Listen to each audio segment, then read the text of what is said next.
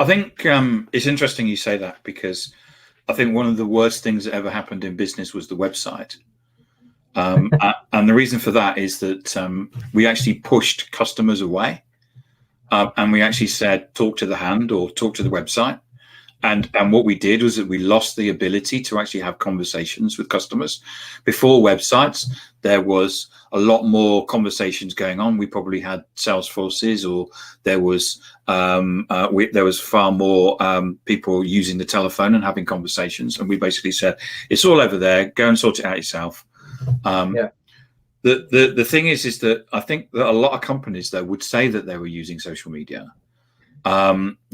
When I talk to HR departments, they say we're using social media, and what they mean is that they're actually putting job ads out on social. It's a tactic. They're using, or we're using it for marketing, which is that they're taking the corporate message and they're putting it out on social media that then nobody reads.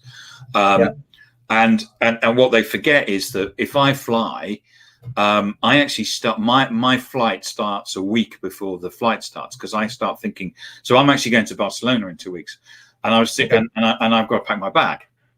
So my flight actually starts. Am I going to take a big bag, or am I going to take a walk-on bag, and then I've got to check in and stuff. So then I've got to work out which terminal at Heathrow it is. So my journey starts way before I get on the plane. But also, what is that what do you say to people that are saying we're using social media and we're using it as a tactic, as part of all the other things that we do within customer experience?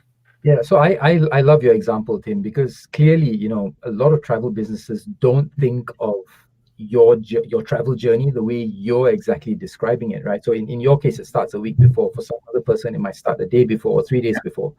For some other people, it might be a month before, right?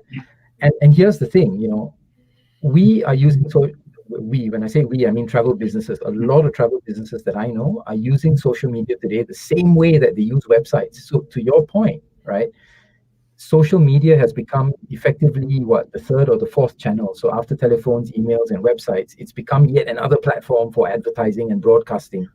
We're the best in the world. We're number one. Here's our first-class experience. And I'm going like, all I need to know is what terminal I need to go to. Yeah, exactly. So here's the thing, right? A lot of businesses make the mistake of focusing. So when you talk to them about social media, the brain focuses in on media, platform, free. Tool, right? Whereas I'm saying, let's focus on the social. Yeah. Right.